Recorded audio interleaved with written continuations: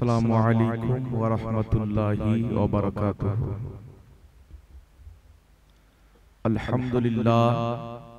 আলহামদুলিল্লাহি রাব্বিল আলামিন ওয়াল আকিবাতু লিল মুত্তাকিন ওয়াস সালাতু ওয়াস সালামু আলা সাইয়্যিদিল আমবিয়াই ওয়াল মুরসালিন ওয়া আলা আলিহি ওয়া আসহাবিহি আজমাইন, আম্মা বা'দ। فأعوذ بالله من الشيطان الرجيم، بسم الله الرحمن الرحيم. إن الدين عند الله الإسلام. صدق الله المولانا العظيم وصدق بلغنا رسوله النبي الأمين المتين المعين المبين المنير الكريم، ونحن على ذلك لمن الشاهدين والشاكرين والذاكرين، والحمد لله رب العالمين। আলহামদুলিল্লাহ, সমস্ত তারিফ ও প্রশংসা গুণগান মহান রব্বুল আলামিন ওয়াহদাহু লা শারীকের জন্য, যে আল্লাহ ব্যতীত কেউ ইবাদতের যোগ্য নয়, যে আল্লাহ ব্যতীত কেউ সাজদা পাওয়ার যোগ্য নয়। যেই মহান রব্বুল আলামিনের জাত ও সিফাতে কোন রকমের কোন শরীক বা অংশীদার নাই, সেই মহান রব্বুল আলামিনের অসংখ্যবার অগণিতবার আমরা শুকরিয়া আদায় করি, যিনি আমাকে আপনাকে জমিন আসমান জান্নাত জাহান্নাম লৌহ কলম আরশে আযম কুল কায়নাতকে সৃষ্টি করেছেন এবং তার সৃষ্টির মধ্যে মানব জাতিকে আশরাফুল মাখলুকাত বানিয়েছেন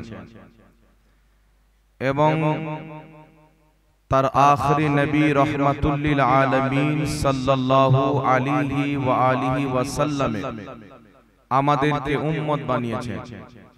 আমরা সকলে অন্তরের স্থল থেকে আল্লাহ পাকের শুকরিয়া আদায় করি। সকলে পাঠ করুন আলহামদুলিল্লাহ। আল্লাহ পাকের হামদ ও সানার পর রাসূল আকরাম নূরে মুজাসসাম সরওয়ারে দো আলম রাহমাতুল লিল আলামিন শফিউল মুজনবিন আনিসিল গারিবিন রাহাতে আশিকিন, মক্কার সরদার মদিনার তাজদার মা আমিনার লাল আব্দুল্লাহর নয়নতারা, শাফাতের কান্ডারি রহমতের ভান্ডারি, কাল কিয়ামতের কঠিন দিনে আমার আপনার মতো পাপী তাপী গুনহেগার উম্মতের শাফাআতকারী আহমদে মুজতবা জনাবে মুহাম্মদুর রাসূলুল্লাহ সাল্লাল্লাহু তাআলা আলাইহি ওয়া আলিহি ওয়াসাল্লামের প্রতি অগণিতবার অসংখ্যবার দরুদ ও সালাম বর্ষিত হোক, গর্বিত হোক। সকলে পড়ুন আল্লাহুম্মা আমিন। মঞ্চে উপস্থিত সম্মানিত উলামায়ে কেরাম, জলসা কমিটিগণ, হাজিরিন মজলিস, ইসলাম দরদি ভাই ও বাবুজিরা, পর্দার আড়ালের মা ও বোনেরা, সকলকে আমার আন্তরিক সালাম ও শুভেচ্ছা জানিয়ে মহান রব্বুল আলামিনের মহান দরবারে তার মহান নবীর ওসিলা দিয়ে দোয়া করি যেন আল্লাহ পাক আমাদের সকলের উপস্থিতিকে কবুল করে আমাদের সকলের পিতা এবং মাতার মাগফিরাত করেন। সকলে পড়ুন আল্লাহুম্মা আমিন। বিরাদর ইসলাম, আমার পূর্বে আপনারা জনাব মাওলানা সাইফুল ইসলাম সাহেবের বক্তব্য শ্রবণ করলেন। আরো অনেকজন বক্তব্য রেখেছেন। আমি অনেক দূর থেকে আপনাদের সম্মুখে উপস্থিত হয়েছি। আল্লাহ পাক আমারও খিদমতকে কবুল করেন, আপনাদেরও খিদমতকে যেন কবুল করেন। আমি আমার বক্তব্য শুরু করার পূর্বে আহলে সুন্নাত ওয়াল জামাতের নিয়ম এবং তরিকা হলো নিজের বক্তব্যকে আরম্ভ করার পূর্বে সর্বপ্রথম রাসূলুল্লাহ সাল্লাল্লাহু আলাইহি ওয়াসাল্লামের প্রতি দুরূদ শরীফ পাঠ করেন। তো আমি চাই আপনারা সকলে মিলে আওয়াজে আওয়াজ মিলিয়ে উচ্চ স্বরে ভক্তি ভরে রাসূল খুদা সাল্লাল্লাহু আলাইহি ওয়াসাল্লামের প্রতি দুরূদ শরীফ পাঠ করুন। আল্লাহুম্মা সাল্লি আলা সাইয়্যিদিনা মাওলানা মুহাম্মদ سيدنا مولانا محمد حسبي ربي جل الله ما في قلبي غير الله حسبي ربي جل الله ما في قلبي غير الله نور محمد सल्लल्लाह जी नूर मोहम्मद सल्लल्लाह ला इलाहा इल्लल्लाह सल्लल्लाहु ताला अलैहि व आलिहि वसल्लम। बिरादर इस्लाम, আমি পবিত্র কুরআনুল কারীম হইতে একটি মারুফ ও মাশহুর আয়াতে কারিমা পাঠ করেছি। আল্লাহ তাবারাক ওয়া তাআলা বলেন, আমি যদি এই কোরআনকে পাহাড়ের উপরে অবতীর্ণ করতাম তাহলে পাহাড় ধুলো ধুলো হয়ে যেত, কিন্তু মহান রব্বুল আলামিন নিজের হাবিবের উপরে নবী করিম সাল্লাল্লাহু আলাইহি ওয়াসাল্লামের উপরে কোরআনুল কারীমকে অবতীর্ণ করেছেন, অর্থাৎ পাহাড় চাইতে বেশি শক্তি আল্লাহ আমাদের নবীকে দান করেছেন। জোরে বলেন সুবহানাল্লাহ। কোরআনুল কারীমের মধ্যে 114টি সূরা 6666 খানা আয়াত রয়েছে। তার মধ্যে একটি আয়াত পাঠ করেছি, আল্লাহ পাক বলেন ইন্নাদ দীনা ইনদাল্লাহিল ইসলাম, নিশ্চয় আল্লাহ তাবারাক ওয়া তাআলার নিকটে একমাত্র মনোনীত ধর্ম হচ্ছে ইসলাম। এই জন্য পৃথিবীর মুসলমান আল্লাহ পাকের নির্বাচিত ধর্ম, মনোনীত ধর্ম হচ্ছে ইসলাম। ইসলামের মান্যকারীকে বলা হয় মুসলিম বা মুসলমান। আমাদের নবী সাল্লাল্লাহু আলাইহি ওয়াসাল্লাম বলেন, যখন আল্লাহ তাবারাক ওয়া তাআলা দুনিয়াতে মানুষকে পাঠিয়েছেন তো মুসলমান করেই পাঠিয়েছেন। একজন বাচ্চা যখন মায়ের পেট থেকে জন্মগ্রহণ করে, সেই বাচ্চা মুসলমান হয়ে জন্মগ্রহণ করে। যার বাড়িতে হোক, ইহুদির বাড়িতে হোক, খ্রিস্টানের বাড়িতে হোক, জৈনর বাড়িতে হোক, শিখের বাড়িতে হোক, বাচ্চা যখন জন্মগ্রহণ করে মুসলমান হয়ে জন্মগ্রহণ করে। বাপ মা ইহুদি থাকার কারণে বাচ্চাকে ইহুদি ধর্মের কালচার দিয়ে তাকে ইহুদি বানিয়ে দেয়। বাবা মা খ্রিস্টান থাকার কারণে বাপ মা তাকে খ্রিস্টান ধর্মের কালচার দিয়ে তাকে খ্রিস্টান বানিয়ে দেয়। তবে আল্লাহ পাকের শুকরিয়া আদায় করি যে আল্লাহ তাবারাক ওয়া তাআলা আমাদেরকে মুসলমান বানিয়ে মুসলমানের বাড়িতে পাঠিয়েছেন। বলুন আলহামদুলিল্লাহ। নবী করিম সাল্লাল্লাহু আলাইহি ওয়াসাল্লাম সহ প্রত্যেক মানব জাতির আত্মাকে আল্লাহ তাবারাক ওয়া তাআলা রূহের জগতে একত্রিত করেছিলেন।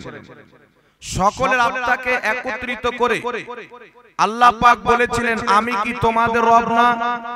সবাই এক বাক্যে আল্লাহকে রব মেনে, এক মেনে, ওয়াহদাহু লা শারীক মেনে দুনিয়াতে এসেছে। তো মানুষ আত্মার জগতই মুসলমান হয়ে গেছে।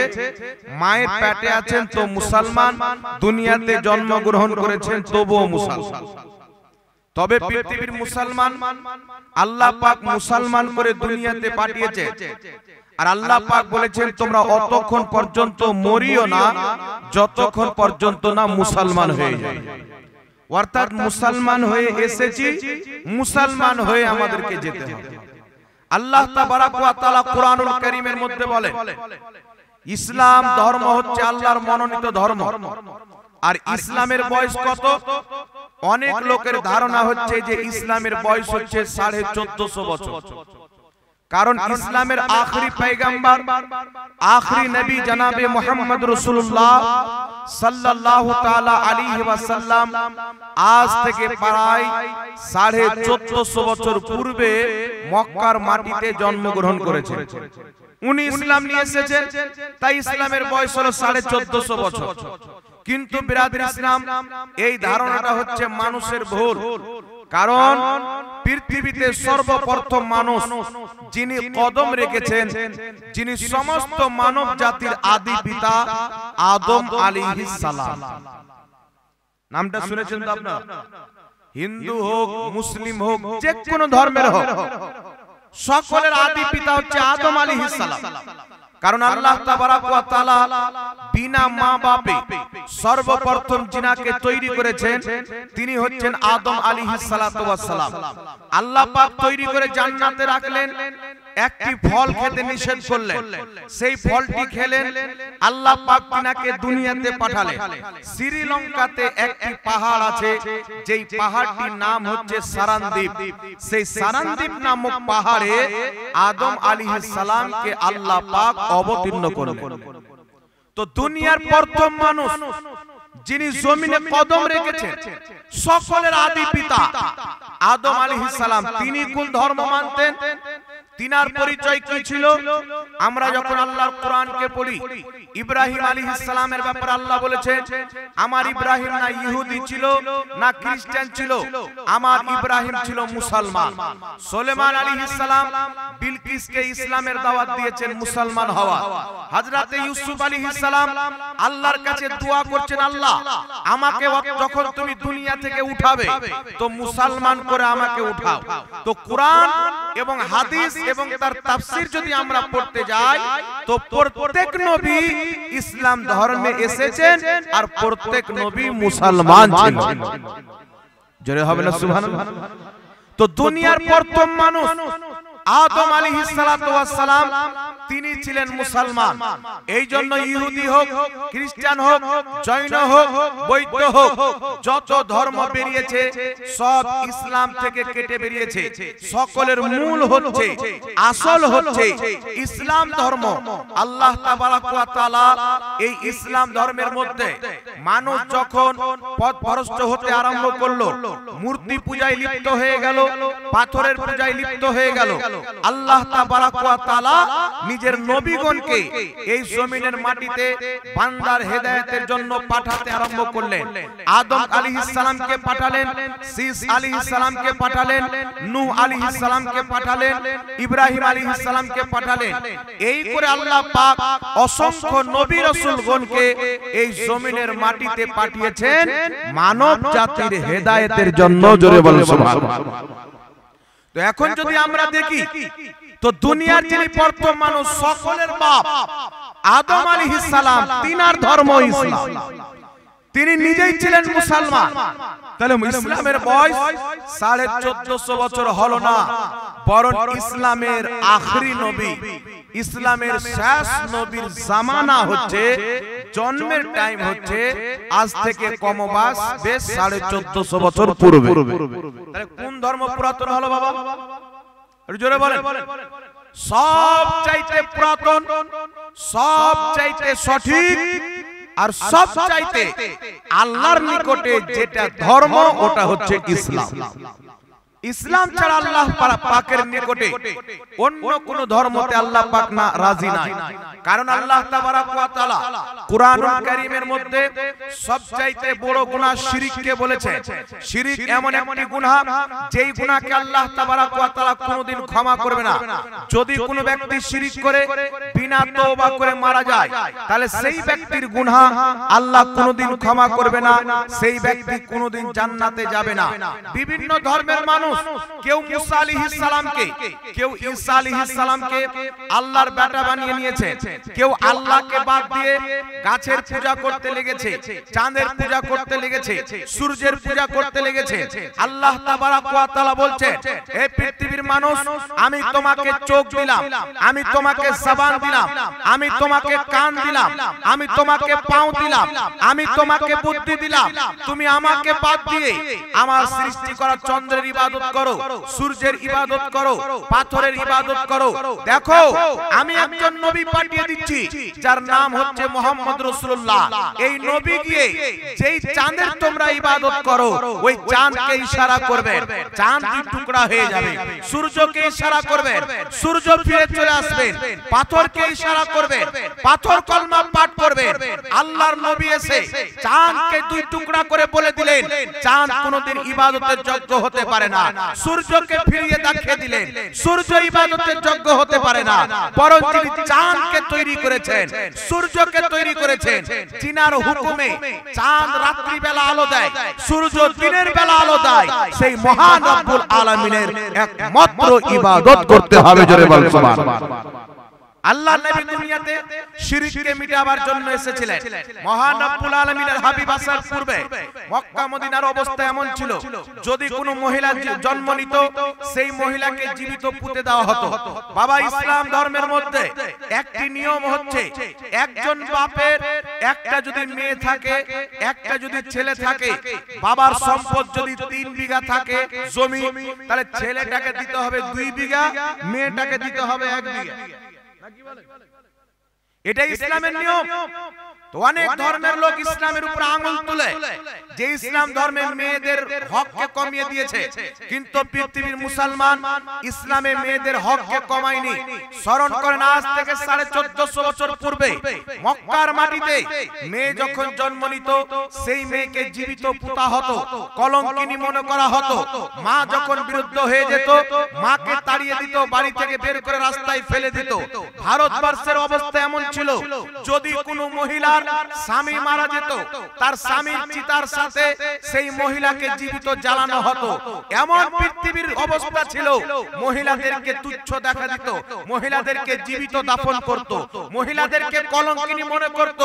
এমনি সমাজে ইসলাম ধর্মের নেতা, ইসলাম ধর্মের গুরু মুহাম্মদ রাসূলুল্লাহ মক্কার মাটিতে এসে পৃথিবীকে এলান করে দিলেন, এই পৃথিবীর মানুষ, যেই মেয়েকে তুমি জীবিত পুঁতে দাও, সেই মেয়ের লালন পালন করে বিয়ে দিয়ে দাও, জান্নাত তোমার হয়ে যাবে, জান্নাত তোমার হয়ে যাবে। যদি একটা মেয়ে থাকে একটা জান্নাত, দুইটা মেয়ে থাকে দুইটা জান্নাত, আর সেই মেয়ে যখন সন্তানের মা হবে ওই সন্তানের জান্নাত ওই মায়ের কদম তলে হয়ে যাবে। মহিলাদেরকে জীবিত, মহিলাদেরকে আপনার এই সম্মান, মহিলাদেরকে জীবন আল্লাহর নবীর ওসিলাতে পাওয়া গেছে। আমাদের নবী সাল্লাল্লাহু আলাইহি সাল্লাম দুনিয়াতে এসে যখন এলান করলেন, ওই যে আপনার কুফর ও জালালাতের মানুষ, জামানায় জাহিলিয়াতের মানুষ অন্ধকারে ডুবেছিল, আল্লাহর নবীর বার্তা যখন শুনলেন, নবীর কাছে আসেন আর কান্না করেন, হুজুর আমি আমার মেয়েকে অমুক জায়গায় পুঁতে দিয়েছি, আমি যখন আমার মেয়েকে দাফন করতাম আমার মেয়ে আব্বা আব্বা বলে চিল্লাতো। পৃথিবীর মানুষ আপনাকে বলতে চাই, আজ পর্যন্ত মেয়েদেরকে যে ইজ্জত ইসলাম ধর্ম দিয়েছেন ইহুদি ধর্ম দিতে পারেনি, খ্রিস্টান ধর্ম দিতে পারেনি।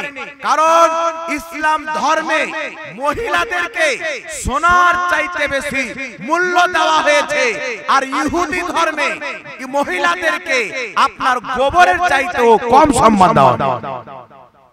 আচ্ছা বলেন বাবা, একজন ব্যক্তির বাড়িতে যদি গোবর থাকে ঘরের মধ্যে রাখবে না বাইরে রাখবে? বাইরে রাখবে। আর যদি সোনা থাকে কোথায় রাখবে? সুন্দর করে প্যাকিং করে রাখবে। ইসলাম বলছে মহিলা তুমি পর্দা করো, তোমার চেহারা যেন কেউ না দেখতে পায়, তোমার পায়ের খুনি যেন কেউ না দেখতে পায়, মাথার চুল যেন কেউ না দেখতে পায়। এটা মহিলাদেরকে বন্ধ করে বন্দী করার জন্য নয়, মহিলাকে আযাব দেওয়ার জন্য নয়। একজন মহিলা হচ্ছে ইসলামে হীরার চাইতে বেশি মূল্যবান জিনিস, সোনার চাইতে বেশি মূল্যবান জিনিস। আর মূল্যবান জিনিসকে মানুষের সামনে দেখিয়ে রাখা যায় না, লুকায়িত অবস্থায় রাখা হয়। তাই ইসলাম ধর্মে মহিলাদেরকে পর্দা করতে হয়, এই মূল্যবান দাম মহিলাদেরকে একমাত্র ইসলাম দিয়েছে। জোরে বলুন সুবহানাল্লাহ। আপনি ইহুদি ধর্মকে দেখলেন, খ্রিস্টান ধর্মকে দেখলেন, তাদের মহিলারা কেউ সমুদ্রের পাশে, কেউ আপনার কলকাতার মাঠে, কেউ আপনার বোম্বাই দিল্লিতে, কেউ আমেরিকা লন্ডনে যাবেন, পরনের কাপড় ছোট ছোট পরে, তার ইজ্জত এমন ভাবে দেখতে পাওয়া যায় যেমন ছাগলের গায়ে কোনো কাপড় থাকে না, তাদের মহিলার গায়ে কাপড় থাকে না। কিন্তু ইসলাম বলছে মা বোনেরা, তোমাদের ইজ্জত এত কমা নয়, তোমাদের ইজ্জত এত সস্তা নয়। যেই সেই ব্যক্তি তোমার ইজ্জত কে দেখবে, আল্লাহ পাক আরশে মুআল্লায় নির্ধারিত করে দিয়েছেন তোমার একজন জীবন সঙ্গী হবে। তোমার ইজ্জতকে যদি দেখে একমাত্র তোমার স্বামী দেখবে, তাছাড়া পৃথিবীর কেউ দেখবে না। জোরে বলুন সুবহানাল্লাহ। আর এতে তোমার সম্মান কমবে না। আমার নবীর মেয়ে ফাতেমাতুজ জাহরা রাদিয়াল্লাহু তাআলা আনহা এত পর্দা করেছিলেন, এত পর্দা করেছিলেন, মা ফাতেমার মাথার চুলকে কোনোদিন খোলা আসমান দেখতে পাইনি, মা ফাতেমার চেহারাকে কোনোদিন কোনো পরপুরুষ দেখতে পাইনি, মা ফাতেমার আওয়াজ কোনো পরপুরুষের গায়ে যায়নি। এত যখন পর্দা করেছেন, আল্লাহ পাক বলছেন মাহবুব তোমার মেয়ে ফাতেমা একজন নবীর মেয়ে হয়ে এত পর্দা করেছে, আমি আল্লাহ ওই ফাতেমাকে জান্নাতি মহিলাদের সরদারনি বানিয়ে দিলাম। दुनियाते जन्नती महिलाদের সরদারনি, ডিগ্রি পানে वाली, সার্টিফিকেট পানে वाली একমাত্র নবী পাকের মেয়ে। আজ যদি পৃথিবীতে কোন মহিলা মা ফাতেমার সাথে জান্নাতে থাকতে চায়, তাকে ফাতেমার মতো পর্দা করতে হবে, ইবাদত করতে হবে। আল্লাহর নবী সাল্লাল্লাহু আলাইহি সাল্লামের কাজ হযরতে আলী ফাতেমাকে বলছেন, ফাতেমা তোমার বাবা রাসূলে কায়নাত সাল্লাল্লাহু আলাইহি সাল্লাম গোলাম বন্টন করছে, তোমার চাকরি চালিয়ে কাজ করে হাতগুলি লাল লাল হয়ে গেছে, একটু যাও, যাওয়ার পরে একটা নবীর কাছে গোলাম চেয়ে নাও, তোমার একটু কাজ কাম করে দিবে, তুমি একটু আরাম পাবে। হযরতে সাইয়্যিদাতিনা ফাতেমাতুজ জাহরা রাদিয়াল্লাহু তাআলা আনহা বাড়ি থেকে বেরিয়ে চলে গেলেন। রাসূলে পাক ছিলেন না, মা আয়েশাকে গিয়ে বললেন আম্মি জান আমি একটা গোলাম চাই। আর রাসূলে পাককে বলিয়েন ফাতেমা একটা গোলামের জন্য এসেছিলেন। হযরতে ফাতেমা চলে আসলেন, মা আয়েশার নিকটে নবী পাক এসেছেন। মা আয়েশা বলছেন ইয়া রাসূলুল্লাহ হযরতে ফাতেমা এই আরজি পেশ করেছেন, একজন আমাকে গোলাম দিতে হবে। নবী পাক মা ফাতেমার বাড়ি চলে আসলেন। আসার পরে বলছেন এই বিটি ফাতেমা তুমি কি গোলাম চেয়েছো? বলছে ইয়া রাসূলুল্লাহ সারা দিন খানা পাকিয়ে আমি ফাতেমা এলে যাই, এই জন্য একটি গোলাম চেয়েছিলাম। রাসূলে পাক বলছেন যদি তোমাকে একটা গোলামের চাইতেও বেশি ভালো জিনিস দিয়ে দিই তো তুমি কি খুশি হবে না? মা ফাতেমা বলছেন অবশ্যই হবে। আল্লাহর নবী বলছেন সারা দিন ইবাদত কর্ম করে যখন তুমি বিছানায় যাবে তো তিনটি জিনিস পাঠ করবে, লা ইলাহা ইল্লাল্লাহ, সুবহানাল্লাহ, আলহামদুলিল্লাহ, আল্লাহু আকবার। এই তিনটি জিনিসকে 101 বার পাঠ করবে, একটা 33 বার, আরেকটা 33 বার, আরেকটি হচ্ছে 34 বার। 101 বার পাঠ করবে, সারা দিন তোমার যত থকান হয়েছে আল্লাহ পাক এই তাসবির বরকতে দূর করে দিবে। মা ফাতেমা খুশি হয়ে গেলেন, আল্লাহর ইবাদত হয়ে যাবে, থকানো দূর হয়ে যাবে। মা ফাতেমা যখন চুলহাতে লোকড়ি ভরতেন আল্লাহর তাসবিহ পাঠ করতেন, হাসান হুসেনের ঝুলা ঝুলাতেন, জবানে আল্লাহর জিকির করতেন। মা ফাতেমা যখন কাপড় খাসতেন জবানে আল্লাহর জিকির করতেন। এমন জবান আল্লাহ পাক তিনাকে দান করেছিলেন, সব সময় জবান দিয়ে আল্লাহর জিকির করতেন। এই জন্য আজ আমার মা বোনদেরকে বলতে চাই, ইসলামে কোনো মা বোনের ইজ্জতকে কমায়নি, তোমাদেরকে দাফন করা হতো তোমাদের কদম তলে, ইসলাম জান্নাত নিয়ে এসে রেখে দিয়েছে। সুবহানাল্লাহ। এই জন্য যুবক এবং আমার বাবা ভাইরা, কিয়ামতের ময়দানে একজন মহিলা কয়েকজনকে জাহান্নামে নিয়ে যাবে। একটা তার বাপকে, একজন তার স্বামীকে, একজন তার বড় ভাইকে, এদেরকে টেনে জাহান্নামে নিয়ে যাবে। কারণ যেই বাবা মেয়েকে পর্দা শিখায়নি, যেই ভাই নিজের বোনকে পর্দার কথা বলেনি, যেই স্বামী নিজের স্ত্রীকে পর্দা করায়নি, কিয়ামতের ময়দানে ওই স্ত্রীর সঙ্গে তাকে জাহান্নামে যেতে হবে। এই জন্য নিজের স্ত্রীকে পর্দায় রাখতে হবে, মাকে পর্দায় রাখতে হবে, বেটিকে পর্দায় রাখতে হবে। নিজের স্ত্রী সুন্দর আছে পর্দাতে রাখে, স্ত্রী পৃথিবীকে দেখার জন্য নয়, একমাত্র আপনার দেখার জন্য আল্লাহর নিয়ামত। একটু জোরে হবে না সুবহানাল্লাহ? তাহলে পর্দা ইসলামে করতে হবে কি হবে না বাবা? একটু জোরে বলেন তো। পর্দাটা হয়ে লাভ আছে না লস আছে? লাভ আছে না? সারা পৃথিবী যদি ইসলামের কানুনকে মেনে নেয়, পৃথিবীর মাটিতে যে বেহায়াগিরি হচ্ছে এগুলো কিছু হবে। কে কার সাথে কোথায় চলে গেল, কে কোথাও ধরা পড়ে গেল, যদি মানুষ ইসলামকে ফলো করে এই সমস্ত জিনিস ইনশাআল্লাহ বন্ধ হয়ে যাবে।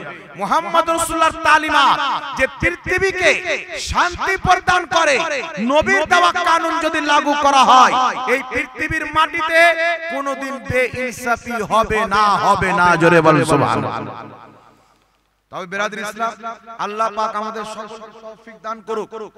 এখন তো বর্তমানে অবস্থা এই হচ্ছে বাবা, একদিকে হুকুমাতের পক্ষ থেকে ইসলামের উপরে হামলা, কখনো মসজিদের উপরে হামলা, কখনো ওয়াকফ বোর্ডের প্রতি হামলা, আর এইদিকে আহলে সুন্নাত ওয়াল জামাতের মানুষের আকীদার উপরে হামলা। নতুন নতুন মার্কেটে লোক বেরিয়ে এসেছে, নতুন নতুন ফতোয়া মারছে। আল্লাহর নবী বলছেন কিয়ামতের পূর্বে ইলম উঠিয়ে নেওয়া হবে। কিভাবে উঠিয়ে নেওয়া হবে? যারা বড় বড় আলিম, কুরআন এবং হাদিসের গভীর জ্ঞান রাখনেওয়ালা, তাদেরকে আল্লাহ মওত দান করবে। আর যেমন যেমন বড় বড় আলিম ইন্তিকাল করবেন, তেমন তেমন ফুচকা লোক আলিম সাজবে। আর এই ধরনের লোক না জেনে ফতোয়া দিবে, নিজে গুমরাহ হবে, মানুষকে গুমরাহ করবে। আজ মার্কেটে কত রকম লোক এসেছে। আল্লাহ পাক কোরআন পাকে বলছেন, আল্লাহর রস্সিকে মজবুত করে ধরো, ফিরকাতে বন্টন হয়ো না। কিন্তু আমার নবী বলছেন ইসলামের মধ্যে ৭৩টি ফিরকা হবে, কুল্লুহুম ফিন্নার, সমস্ত ফিরকা জাহান্নামে যাবে, ইল্লা মিল্লাতান ওয়াহিদা, একটি জান্নাতে যাবে। মান আলিহি ওয়া সাহাবী, যে আমার সাহাবীর তরিকাতে চলবে, ওই দলটা হবে জান্নাতি। জোরে বল সুবহানাল্লাহ। আল্লাহ বলছেন নামাজ ছাড়িও না, কিন্তু মানুষ নামাজ ছাড়বে। আল্লাহ বলছেন রোজা ছাড়িও না, মানুষ রোজা ছাড়বে। তেমনি আল্লাহ বলছেন ফিরকা করিও না, তবুও মানুষ ফিরকা করবে। যেমন ইসলামের সর্বপ্রথম ফিরকা বেরিয়েছে, যার নাম হচ্ছে শিয়া খারজি। নাম শুনেছেন না? এই ফিরকার যিনি প্রতিষ্ঠাতা ছিলেন, কুরআন হাদিস পড়ে ওয়াজ করত, বড় বড় ফতোয়া মারত, কিতাব লিখত এরকম মোটা মোটা, কিন্তু অ্যাকচুয়ালি ওই লোকটা ছিল ইহুদি। ইহুদিদের গোপন মাদ্রাসা আছে, সেই মাদ্রাসায় কিছু লোককে মৌলবি বানিয়ে পাঠিয়ে দেয়। তারা কোরআন হাদিসের অপব্যাখ্যা করে সমাজের মধ্যে সে বিভ্রান্তি তৈরি করে। আজ দেখেন সারা পৃথিবীতে, খাস করে ভারত, বাংলাদেশ, পাকিস্তানের মাটিতে এমন কোন এলাকা নাই যেই এলাকা শান্তিতে আছে। যে এলাকা শান্তিতে আছে, আমরা মাদ্রাসায় 14 বছর পড়ার পর আলিম ফাজিল মুফতি ডিগ্রি পেলাম। আর আমাদের সমাজে কিছু লোক আছে 2 মাস মোবাইল দেখার পর ওই নিজেই মুফতি হয়ে যায়। এই রকম মার্কেটে লোক আছে। আজ থেকে নিয়ে পূর্বপুরুষ পর্যন্ত চলে যান, আপনাদের এই এলাকার কথা বলতেছি আমি, পূর্বপুরুষ চলে যান, সবাই নামাজের মধ্যে হাত বাঁধতো নাভির নিচে। এখন সমাজে কিছু ছেলে পেলে বের হয়, এ আবার বলছে নাভির নিচে চলবে না, বাঁধতে হবে বুকের উপর। এতদিন মানুষ আমিন বলতো আস্তে, এখন বলছে আস্তে আমিন চলবে না, জোরে বলতে হবে। এতদিন মানুষ নামাজ পড়তো তাকবীরে তাহরিমা ছাড়া আর হাত উত্তোলন করতো না। এখন মার্কেটে লোক এসে না, রুকুতে যাও তো হাত তুলো, রুকু থেকে উঠো তো হাত তুলো। যুগ যুগ থেকে মানুষ আল্লাহর কাছে যখন চাই, নবীর জামানা থেকে, আমার নবী বলছেন তিরমিজির হাদিস, যখন তোমরা আল্লাহর কাছে কিছু চাইবে, দোয়া করবে, তো নিজের দুইখানা হাত উত্তোলন করে দোয়া করো। যারা আল্লাহর দরবারে হাত উত্তোলন করে, আল্লাহ তাদের হাত ফিরিয়ে দিতে লজ্জাবোধ করে। জোরে বলেন সুবহানাল্লাহ। এখন মার্কেটে লোক এসে এখানে হাত তুলে দোয়া করা যাবে না। আপনাদের কলকাতাতে এক জায়গায় জালসাতে এসেছি, একজন লোক আমাকে চিঠি দিয়ে বলছেন, হুজুর হাত তুলে দোয়া করা যাবে না। ও লিখে পাঠিয়ে, প্রশ্ন করেনি, আমাকে উল্টা ফতোয়া দিয়েছে। লোক আমাকে খরচ করে ডেকেছে ফতোয়া দেওয়ার জন্য, ও বেটা আবার আমাকে ফতোয়া দিচ্ছে যে হাত তুলে দোয়া করা যাবে না। আমি বললাম তুমি বাড়ি গিয়ে আব্বাকে গিয়ে বলবো, আব্বা আমার পা দুটো পাংখাই বানো, মুখটা নিচে করো, সব হাত তুলে দোয়া করে, আমি পা তুলে দোয়া করব। আর কি বলবো তাকে? এই জন্য পৃথিবীর মুসলমান, ইসলামের মধ্যে ফিরকা তৈরি করা, এটা কতল করার চাইতে বেশি মহাপাপ, চুরি করার চাইতে বেশি বড় পাপ। আজ আপনাকে বলতে চাই, যুগ যুগ থেকে মুসলমান আল্লাহ আল্লাহ রাসূল, সাহাবা, আহলে বাইত, ওলিয়া উলিয়াদেরকে মানতে মানতে নবীর যুগ থেকে একটি জামাত আসছেন, আহলে সুন্নাত ওয়াল জামাত। যেইগুলো জামাতের প্রতিষ্ঠাতা একমাত্র মুহাম্মদ রাসূলুল্লাহ, আর এইগুলো জামাতকে টিকিয়ে রেখেছেন আল্লাহ পাকের ওলিয়া উলিয়া বান্দারা।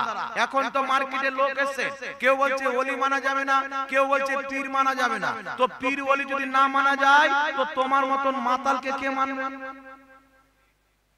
আল্লাহর ওলিকে যদি না মানা যায়, তোমার মতন মাতালকে মানার তো প্রশ্নই আসে না। আর যারা তোমার মতন মাতালকে মানবে, তোমার সাথে হাসরে থাকবে। যারা আল্লাহর ওলিদেরকে মানবে, কিয়ামতের হাসর তাদের আল্লাহর ওলির সাথে হবে। আল্লাহর ওলির সাথে হলে কি হবে? তুমি যেই মৌলবীর কথা বলছো, এই মৌলবী কিয়ামতে তোমার আব্বা তোমাকে চিনবে না, তুমি তোমার মাকে চিনবে না, তো মৌলবী কি করে তোমাকে চিনবে? কিন্তু যারা আল্লাহর ওলি হবে, আল্লাহ কোরআন পাকে বলছেন, আলা ইন্না আউলিয়া আল্লাহি লা খাউফুন আলাইহিম ওয়ালা হুম ইয়াহজানুন। আল্লাহ বলছেন খবরদার, নিশ্চয়ই যারা আল্লাহর ওলি হয় তাদের কোনো ডর নাই, তাদের কোনো ভয় নাই। সুবহানাল্লাহ। কিয়ামতেও কোনো ভয় থাকবে না, এই দুনিয়াতেও কোনো ভয় থাকবে না। আল্লাহ বলছেন লাহুমুল বুশরা ফিল হায়াতিদ দুনিয়া ওয়াল